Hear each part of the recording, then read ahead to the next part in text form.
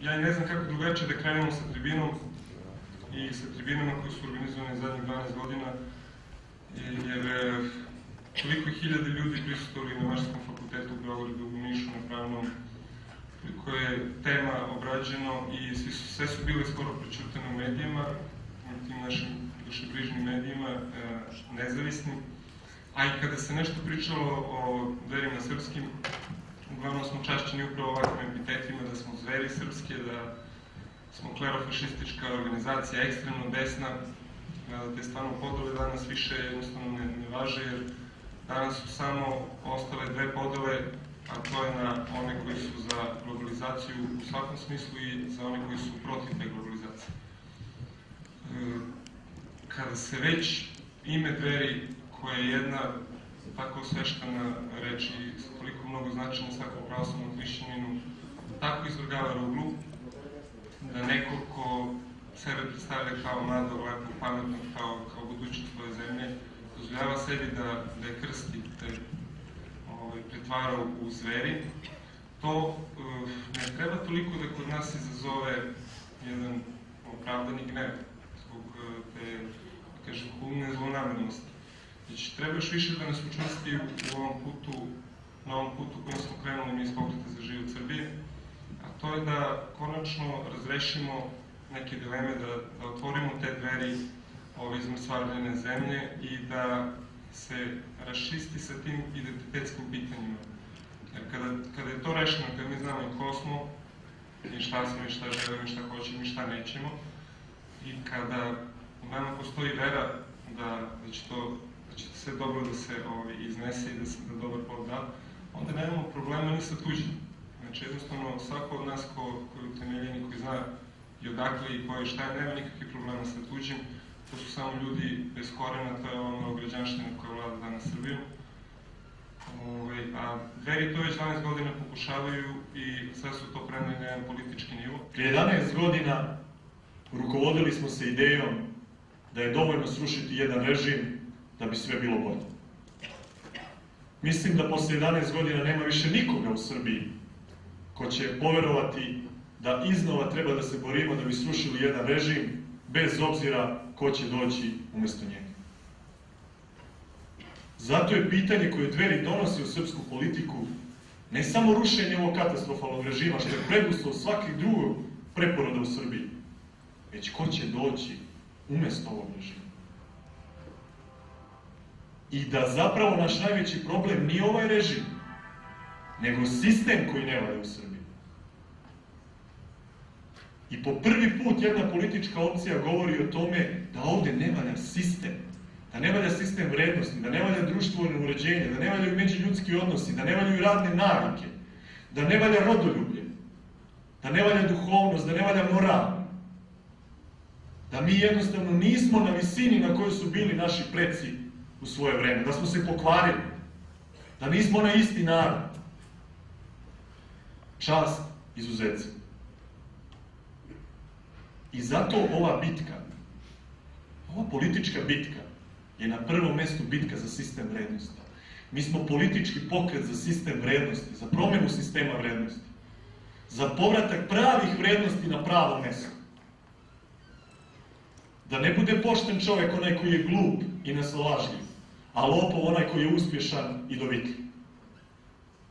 Da se pošten čovek ceni i da bude ideal, a da lopov bude tamo gde mu je mesto. To je politička tema, broj 1. Koji je naš sistem vrednosti? Koje su naše svetinje? U šta mi verujemo? Zašto smo spremni da položimo svoje živote ako je potrebno?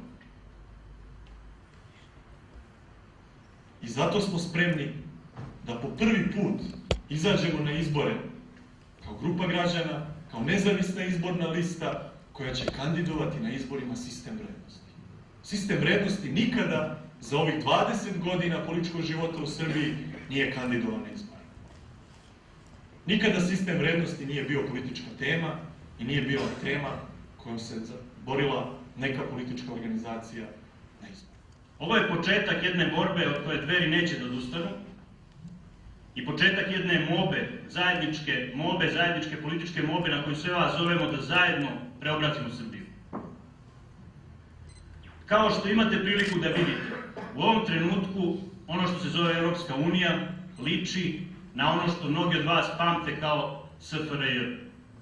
Onu državu koja se raspala u krvi, a obećavala je bratstvo i jedinstvo, svetlu budućnost, naravno bez Boga i bez srpskog naroda, obećavala je sve mogućnosti da jednog dana budemo građani sveta koji će putovati bez ikakvih ograničenja, a završila je u krvi, završila je u laži, završila je u jednom strašnom kovitlacu i početak tog raspada je ličio na sve ovo što danas gledate po evropskim gradovima.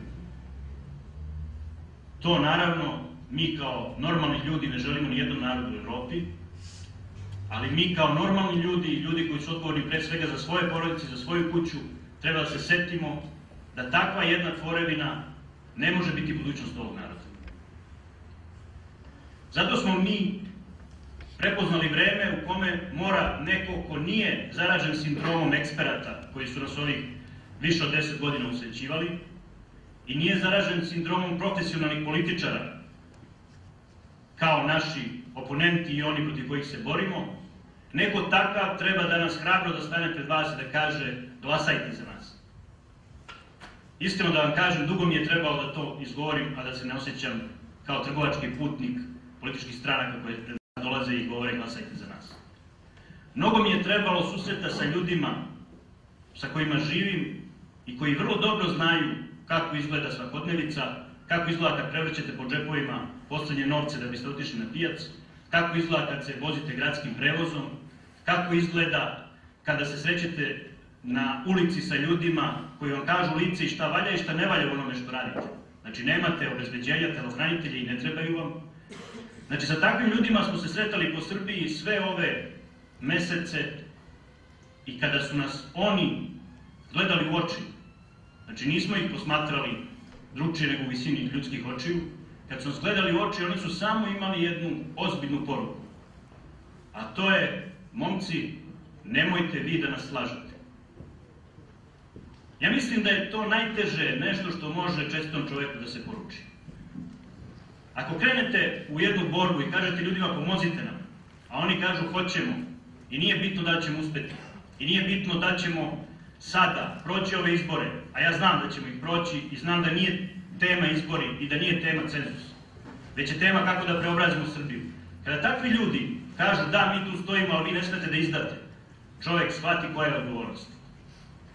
I kad to sve svari u svojoj duši, onda jednog dana s punim pravom kaže ne da hoćemo vaše glasove, mi hoćemo glasove vaših bližnjih, mi hoćemo glasove vaših prijatelja, mi hoćemo glasove vaših komšija, mi hoćemo te glasove ne zato da bi vas izdali prevarili, ne zato da bi napravili truli kompromis sa onima koji su vas već 100 puta prevarili, već zato da bi snaga tih glasova nas obavezivala sa tom porukom pazite, nemojte da nas prevarite. Nema drugog odgovora do novog, sveobuhvatnog narodnog dogovora o fundamentalnom novom početku. Taj novi početak mora da stvori uslove za razvoj zdrave ekonomije, da se probudi uspavana narodna volja za radom i životom dostojnim čoveka. Potrebna nam je nova socijalna politika koja će u sebi sadržati i elemente razvoja i koja će promovisati zdravu porodicu kao osnovnu ćeliju novog društva. Domaćinskim ekonomisanjem prirodnim resursima treba ostvariti održivi razvoj Srbije, čiji je temelj poljoprivreda sa pratećom industrijom. Ovakav koncept daljeg razvoja baziran na korišćenju naših komparativnih prednosti imaće veoma povoljan uticaj na opstanak i snažan razvoj naših opustelih sela, a poljoprivredu dovesti na takav nivo da ona postane motorna snaga daljeg razvoja zemlje. Oživljavanjem sela bio bi rešen i problem migracije preostalog seoskog stanovništva u gradove i problem trajnog zaposedanja sada već praznih teritorija. U vremenu koje dolazi, ovo može imati odlučujući značaj za opstanak naše države. S mesta treba prekinuti sa rasprodajom poljoprivrednog zemljišta, izvora pitke vode i celokupnog rudnog bogatstva zemlje. Ne sme se više dozvoliti rasprodaja vekovima čuvanih i stečenih materijalnih dobara, jer ćemo u protivnom generacijama koje dolaze iza nas uništiti budućnost. Školski programi na svim nivoima obrazovanja sada su prilagođeni potrebama industrijski razvijenih zapadnih zemalja, pa me ne čudi činjenica da sposobni mladi stručnjaci u našoj nerazvijenoj zemlji ne mogu naći posla, već se pre ili kasnije otisnu u beli svet. Na taj se način naša zemlja još više ekonomski izrabljuje, jer besplatno školuje podmladak za potrebe bogatih zemalja i tone u bezdan siromaštva. Ovakvu pogubnu praksu je potrebno s mesta zaustaviti i najvitalnijem radno sposobnom delu stanovništva omogućiti zaposlenje u rodnoj zemlji. Preduzeti sveobuhvatne i temeljite reforme celokupnog školstva, da bismo formirali rodoljubive, poštene, domaćinski orijentisane i našoj zemlji potrebne kadrove. Zašto su se okomili na Dveri? Odgovor je, braćo i sestre, vrlo jednostavan. Dveri ruše mit o lošoj Srbiji. Jer na mitu o lošoj Srbiji decenijama živi ološ u ovoj zemlji. Zato što Dveri ruše njihov finansijski mit. Dveri ruše njihov finansijski mit. I takozvanim nevladinim organizacijama, i minornim političkim strankama koje vladaju Srbijom, i mnogim drugima. Draga braćo i sestre, ova će borba ličiti na borbu Davida i Golijata. Ali znate li ko je pobedio? David. David je pobedio jer je verovao u Gospoda Boga i pobedio je ogromnog diva Golijata. Mi verujemo u to jer verujemo u onu Srbiju koju su oličavali svetski moćnici.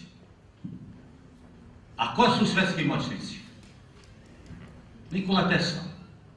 I verujemo u ovaj pokret, zato što ljudi u ovom pokretu mogu da kažu Nikola Tesla je bio sin pravoslavnog sveštenika iz Like. Verujemo u ovaj pokret zato što ljudi u tom pokretu kažu Mihajlo Pupin, svetski naučnik, je bio donator mnogih crkava. Verujemo u ovu Srbiju zato što ne verujemo da se Nišlija, veliki srpski pesnik Branko Mirković, obesio onu grančicu u Zagrebu.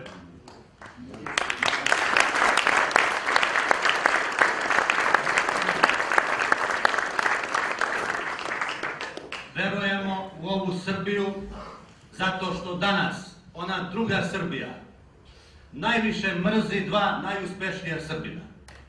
Uđite na internet stranice.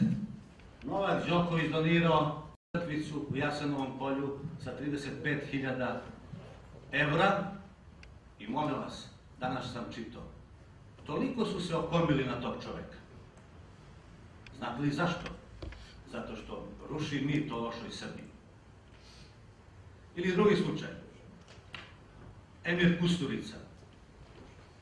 Srbin, pravoslavac koji kaže ne može se Kosovom kupovati Evropa. I okomili su se na njega.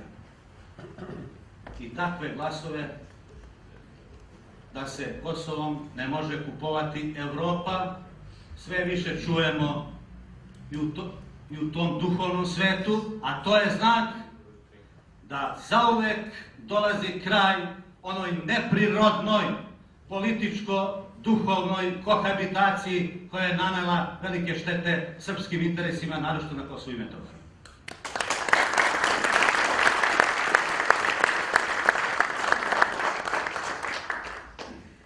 Draga braćo i sestre, sasvim na kraju.